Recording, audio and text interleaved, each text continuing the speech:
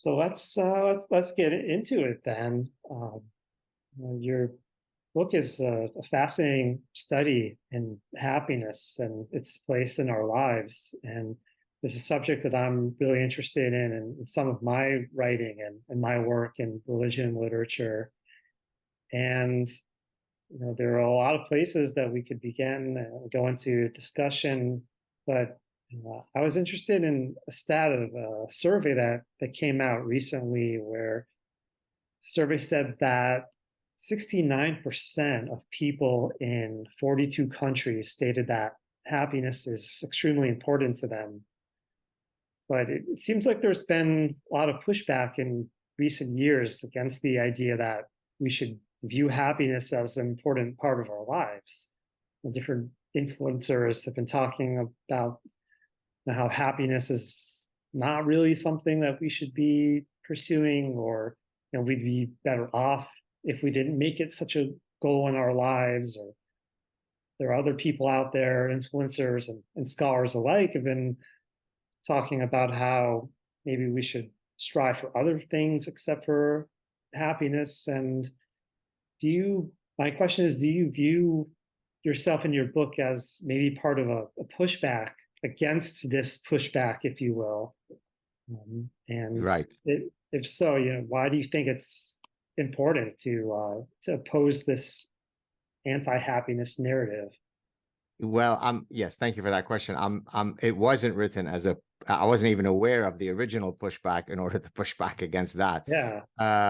I think it's the people who say, oh, you shouldn't pursue happiness, or there's a deleterious element to pursuing happiness, I think are missing a key element to happiness, which is that you shouldn't be willfully pursuing happiness. So in the last chapter of my book, I have a quote from Viktor Frankl, where he's basically saying, I'm paraphrasing his words, I don't have the exact quote in front of me, but he's basically saying, as relating to success, don't pursue success willfully. Success is something that comes as a result of you doing the right things. Well, the exact same quote applies. Simply replace the word success by the word happiness. So I don't get up in the morning, my objective today is to be happy, but rather, if I have adopted a certain set of mindsets, if I have implemented certain decisions that I know, statistically speaking, are correlated with downstream effects of happiness, then I will wake up inherently happy. So I agree that the willful pursuit of happiness is not going to make you happy. But let's take an example. If you have made a good choice in terms of the spouse with whom you're going to share your life, and if you've also made the right decision in terms of which job provides you with the greatest amount of possible, purpose and meaning, well, you're well on your way to cracking the code to happiness. Because if I wake up in the morning next to the person in the bed with me, and that I really like that person, then I go off to a job that, makes me rub my hands in existential glee. And then I return at home to that bed next to that person that I liked in the morning when I left. Well, I'm happy throughout the day. So but I didn't willfully set out to say, I need to be happy, and therefore let me do ABC. I lived the life that was authentic to me, whereby the choices that I made are congruent with my values. And then the result of that is that I'm content and happy. Yeah. And so maybe jumping off of that, um, you know, there's so much discussion in our culture on happiness and how we should be pursuing, or whether we should be pursuing it. And I think you've given a great modus operandi, if you will, of how to go about maybe achieving it in our lives. And with all the discussion about it, uh, I wonder if you feel like we we don't talk about it enough in our culture, or maybe we don't talk about it in the right ways. Right. So I think in a sense that speaks very much of the first answer that I gave, which is, Yeah. it is wrong to talk about it as though you should pursue happiness. So that's kind of like, I don't know if this is a perfect analogy, but if I were to say to you, you know, we've evolved a mechanism called kin altruism, which is where we're altruistic towards our kin. Why would we have evolved that? Why would I jump into the river, risk my life to save 3 of my children? Well, if you understand that evolution only cares about the propagation of your genes, well, then it makes perfect evolutionary sense from a evolutionary calculus perspective that even if I were to die when jumping in that river to save the 3 children on average share 50% of their genes with me, right? And therefore it makes adaptive sense that I would engage in this behavior. Now, why am I giving this analogy? Because most people who instinctively jump into the river to save their 3 children are not willfully aware of the evolutionary calculus that I just told you, right? They didn't say, well, you know, if it was only one child, I may not jump into the river because that's only 50% of their genes, right? It's an instinct that's built into us, and then the behavior manifests itself. And if the behavior is adaptive, then it makes sense that evolution would select it. So in that sense, happiness is something similar. It's not something that is necessarily within the purview of my conscious machination. I don't get up and say, there are 5 things that I can do today to maximize my happiness. But again, if I've lived an authentic life, if I've done enough introspection to say, what do I want out of life? Well, I would love to be a parent. I would love to raise children. I would love to be married to someone who respects me and who's my best friend. I would love to have a job that, you know, every single day gives me great purpose and meaning. I try to do things in moderation. So I have a chapter on everything in moderation, which Aristotle had talked about, Maimonides had talked about, Buddha had talked about. And so I demonstrate that for most things in life, the edict of all things in moderation is exactly correct. I also live life as though it's a playground. I immerse myself in play, even when pursuing very serious things like science.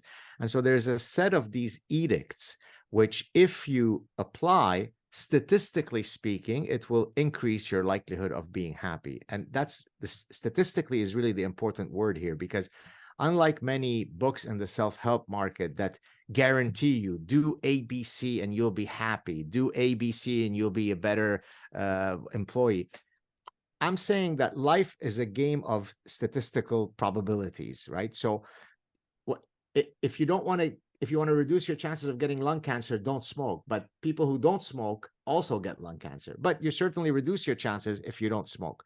So by the same token, all other things equal, if you pursue intellectual varieties, that's going to increase your happiness. If you live life in such a way that you minimize the likelihood of future regret, that's going to make you happy. If you choose the right spouse, that's going to make you happy. So yes, we do speak about happiness the wrong way, only in the sense that we think that we should have a general goal called happiness. No, happiness comes from living a good life. Yeah, I certainly agree with that. My own approach to this is if you pursue the good, you can get happiness as an ancillary benefit. You know, you can't grab it directly. But, Exactly right. you know, I was really interested in some of the figures you mentioned who've written about happiness and that you've now written about them. Do you view your approach to happiness as maybe influenced by any of them in particular? In some way? Well, I missed the first part in terms of what the ancient wisdoms. Yeah. What did you? Yeah, the ancient writers and sages, Aristotle, Yes. Maimonides, and more recently Viktor Frankl. Uh, do you view your approach to happiness as influenced particularly by any one of them? Like Uh, I'm, I mean, I could point to a singular one, although I think it's more a school of philosophy that is more like. So I do think that there's a lot of value in the Stoics. Not all of it though. So for example, so the Stoics were very good at being the precursor to cognitive behavior therapy, right? Cognitive behavior therapy is the idea that oftentimes we suffer from uh, psychic maladies because our cognitions about something is wrong. And if I can now change the cognition towards that something, then there will be better behaviors, and hence CBT is cognitive behavior therapy. So the way that you view something is often what causes the harm more than the thing itself. Well, that's exactly one of the fundamental tenets of Stoicism from 2000 years ago, where I mean, I'm paraphrasing the exact tenet, but it basically says it's oftentimes not the event that is the most painful, but the manner by which we react to the event. Now, that is within my control. The event happening is not within my control. How I choose to respond to that. And so I take great solace in that, because we know from contemporary clinical psychology that CBT is one of the most powerful, effective tools to combat all sorts of mental ailments. And so I would say that the Stoic philosophy is certainly one that is worth exploring if you're interested in happiness. If I talk about a singular person, then probably Aristotle. Well, first of all, because he's written some incredible stuff on that. You know, my a good friend of mine who's a fellow Lebanese author, his name is Nassim Talib, used to you know, kind of tease me many years ago, and he'd say, you know, God, I don't know what you guys study in psychology, because everything that there is to understand about human nature, the ancient Greeks have already told us what it is. And I mean, I understood he was kind of ribbing me, but as I was doing a deep dive in terms of the research for this book, I started thinking, you know what, I think that maybe Nassim was onto something, because every time I would get an insight that I thought was unique and brilliant on my part, because I came up with it. Well, here comes Epictetus. He's already said it 2000 years ago. And here comes Aristotle, and he beat me to it by a couple of millennia. So so that was quite a humbling experience, because you really do realize that while many philosophical traditions are very rich and varied, there really was something in that Greek water that made those ancient Greeks, and in some cases Romans, quite unbelievably adept at understanding human nature. Oh, for sure. Do you know the South Park episode, The Simpsons already did it? I don't think that's the title of the I episode, don't. but you know South Park, right?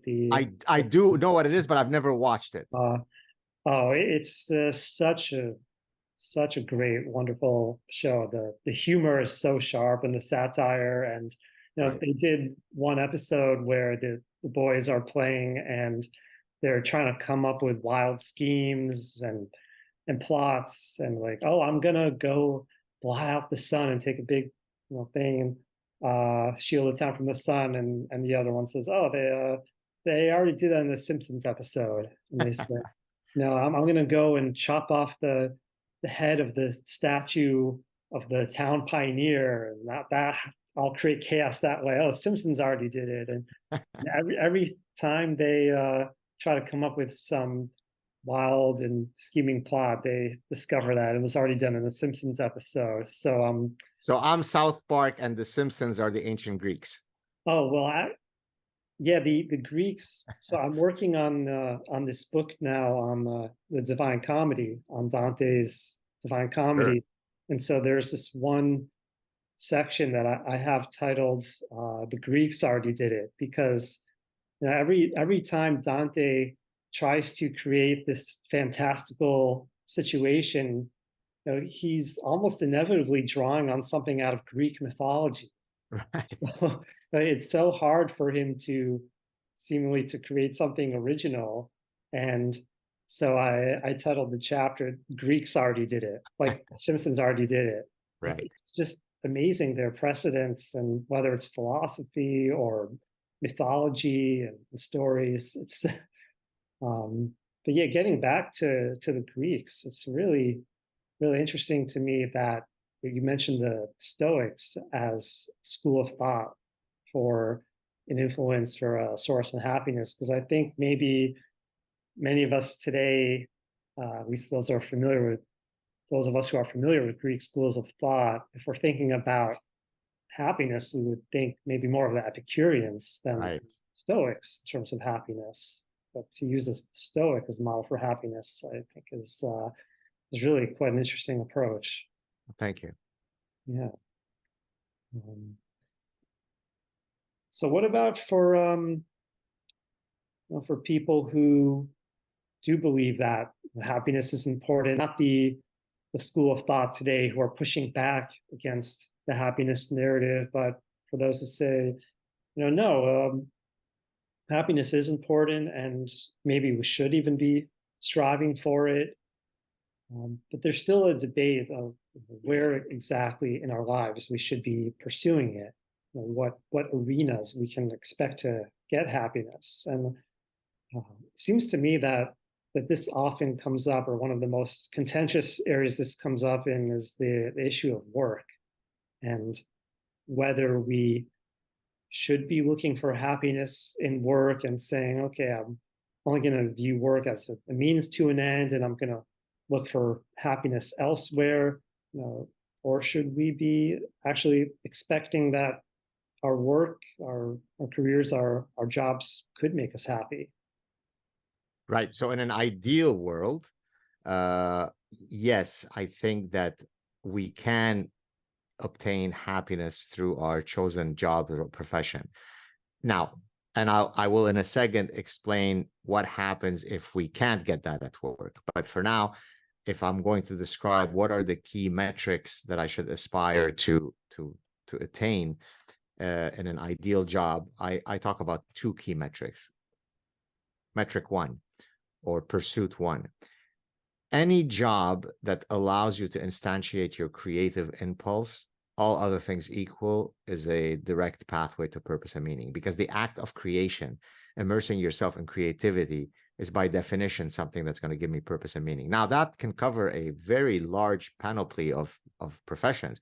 I could be a stand-up comic, I could be a chef, I could be an architect, I could be an author and professor, I could be a podcaster. Each of these people are immersed in completely different domains, but they share one thing in common. They are creating something anew that heretofore didn't exist until I came along and created the stand-up routine to make the people laugh tonight, created the dish that's going to make a great culinary experience, created the bridge, created the book, created the podcast that we're doing right now. So the act of creation is akin to a mystical process. There's something that is so beautiful. When I open my laptop, the first time I open it to start that I open the Word document and I'm about to strike that first letter of the new book.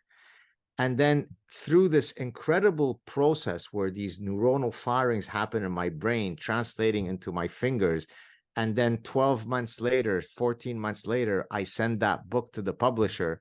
And then a year after that, people send me selfies of my book with them sitting on a beach somewhere. What could be more purpose and meaning than that, right? It's something I have shared, something from the deep recesses of my mind that now someone else is choosing to spend their time consuming. That person at the beach can choose 1 million things to do, and somehow for that small moment, I won their attention. That's very humbling. That's very beautiful. And the same thing applies if I were a stand-up comic or whatever other one of those creative professions. So number one, if possible, if you do something with creativity, that's going to give you purpose and meaning. Second one, maybe a bit more earthly and less philosophical, anything that grants you temporal freedom in your day-to-day is going to make you happy. So contrast. So I work very, very hard. I work very long days, but I'm a vagabond, right? Right now I'm talking to you, and we're having a fun conversation. Then I'll go off to the cafe for 2 hours, start thinking about my next book prospectus. Then I'll go and, in French, you say flâner, like vagabond. I'm just kind of floating around. I'm always working, but I don't have what I call scheduling asphyxia. Whereas contrast that to the factory worker who doesn't even have the dignity to decide when they can relieve themselves by going to the bathroom. At 10:15, there is a union mandated break where you can get a bathroom break. And at 12, you get to eat for 25 minutes. And so that temporal freedom. So the fact that I can kind of go off and create, and I can do so at my pace. Now, that doesn't mean that I don't have specific meetings to go to, but generally speaking, I can float around. That gives me great happiness. Now, what about the person who doesn't have the luxury to be able to do that? They have 2 children that they didn't expect to have this early in their life. They have to put food on the table, and they become a bus driver. Well, any honest job is dignified. But then in this case, you may not be able to instantiate what I'm saying within your job. How about after you finish your job, you've always wanted to do glass blowing as an art form. Why don't you, instead of watching TV for 4 hours, sign up at the local high school where they have an adult learning center, glass blowing and ceramics, and do it then? So there's still a way for me to instantiate my creative impulse, ideally at my job, but even if not at my job, I could do it elsewhere. And if I could just add one more thing to my long-winded answer, even if you're a bus driver, there are ways that you can approach your job that comes closer to the ideal that I'm proposing or not. So example, I have been on a bus ride where, because I'm someone who has a very open spirit and I'm always looking to chat with random people about all sorts of interesting things, the serendipity of meeting strangers, the magic of that. I remember, I think I was returning either from New York or from Albany back to Ithaca. I did my PhD at Cornell University, which is in Ithaca, New York. And on that bus ride back, it was like a couple of hours long, I struck up this incredible conversation with the bus driver, and it was a very intimate conversation. As I was leaving the bus, a lady came up and she said, "I just want to thank you." I said, "Thank me for what?" Like, I hadn't even spoken. She goes, "Well, I couldn't help but overhearing you and the bus driver chatting, and it was a beautiful conversation." Well, that bus driver created the opportunity, talking about creation, created an opportunity. He was open to the world, that he was open to having an exchange with a random stranger. Now, contrast that to another bus driver who views his job as, I take people from A to B, otherwise I'm completely closed off. Both of these people are bus drivers. One of them creates much more opportunities for communal bonding and so on. So I would say that those are the two fundamental markers that lead to occupational happiness. Yeah, wonderful answer. There are so many different aspects of that I would want to go into. One of them that jumped out to me, one aspect that you brought up was finding the elements of happiness in your scheduling of how you work, and the kind of freedom that you have maybe within those spaces. And I really resonated with that part because, as also someone in a similar space in academia, and also as a writer, I don't have that kind of 9 to 5 schedule or a factory worker schedule. And so there's that, the blessing you could say, but also a curse. Some also might describe the aspect of where you're always working, because you're never free from that. You're always True. thinking about ideas, and you're writing, and you may not even have a set office, but your office is everywhere because your ideas are. Your office is here. Yes, exactly. So as soon as you get up, from the moment you get up, and then from the moment before you hit the pillow at night, uh, it can always be work. But then it's finding the freedom within that perpetual work to be experiencing the happiness. Exactly. Yeah. Seinfeld once described that. I heard him on an interview. He said, someone once asked him about that, because he said, he's always working too, because the ideas for his jokes are always coming to him, and then he's always trying to refine them. And they asked him, "Isn't that a kind of torture? Like, you can never be free from work?" And he said, "Well, the optimal kind of work that you want to find is the right torture for you." Exactly. But maybe from your perspective, you're trying to shift the paradigm of that. Instead of looking at it as torture, looking at it as this kind of happiness, because you found that right form of, if you want to call it torture or burden or whatever it is. I actually call it, I mean, not to kind of use an ephemeral term, but I find that it's a form of intellectual hedonism. I mean, Yeah. I operate in the greatest pleasure-seeking ecosystems, which is the world of ideas. Nothing could be more pleasurable than that. So even if we use kind of the regular colloquialism of, Epicurean pursuits, well, yes, I mean, juicy burgers are great, but juicy ideas, now that's really what titillates me. And so, no, to me, I understand that there's the burden of always having the hyperactivation of your thinking, But if I'm thinking about important things, if I'm not thinking about the mundane administrative things of being a professor, that is asphyxiating. But the creative stuff, what should I think about my next book? What would be the narrative of my next book? I could spend 10 days without sleeping thinking about that. I love that stuff. I get high on it. Yeah, me too. And maybe that's where you can bring in Epicureanism as a way to enjoy what you're doing. Exactly. Yeah. Yeah, no, I agree. Yeah.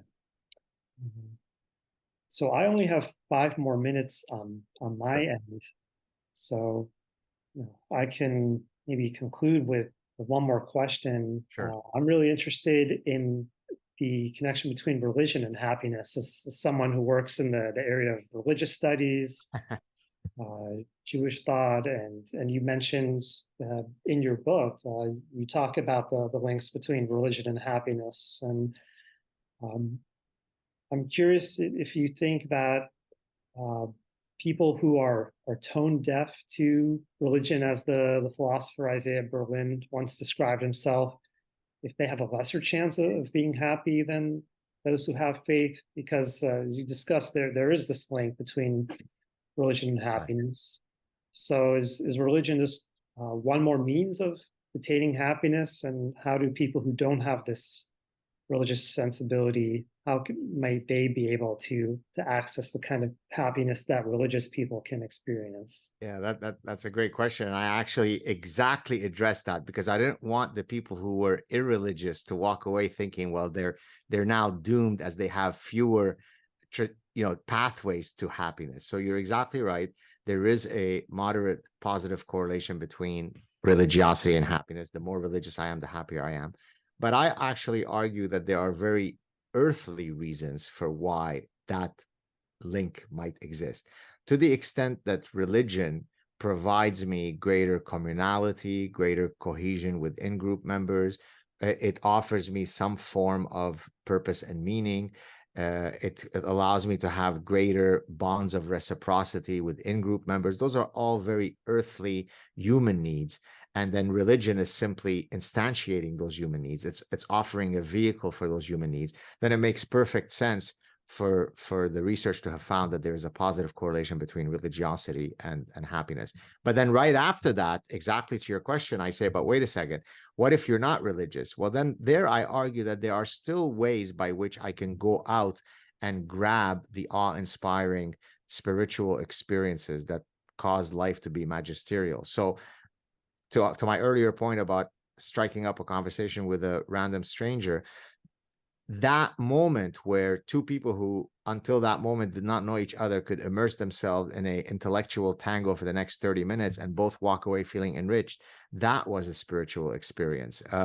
Looking at how my children are growing and developing into young teenagers, who have moral code, who have interesting ideas to discuss with me, that is a spiritual experience. So there are many ways by which I can tickle my spiritual itch. One way is through immersing myself in my faith, but there are many other ways by which I can also achieve that goal. I argue that there are, in addition to the religious pathway, there are two other ways by which we can all be immortal. So even if I don't believe in religion, I can still aspire to be immortal. It's either through genetic propagation. I mean, literally having children causes me to be immortal. My children are a vehicle of my immortality. I know it doesn't sound romantic, but that's literally true. The other way by which I can be immortal is through mimetic immortality. If I write a book that is going to be read for many years to come, therefore that legacy causes my ideas to be immortalized in a library, in other people's minds, and so on. So there are many ways by which I can itch that religious itch, or scratch that religious itch, either by reading some Jewish or Christian or Islamic text, or whichever your religion, or simply by appreciating the majesty of life.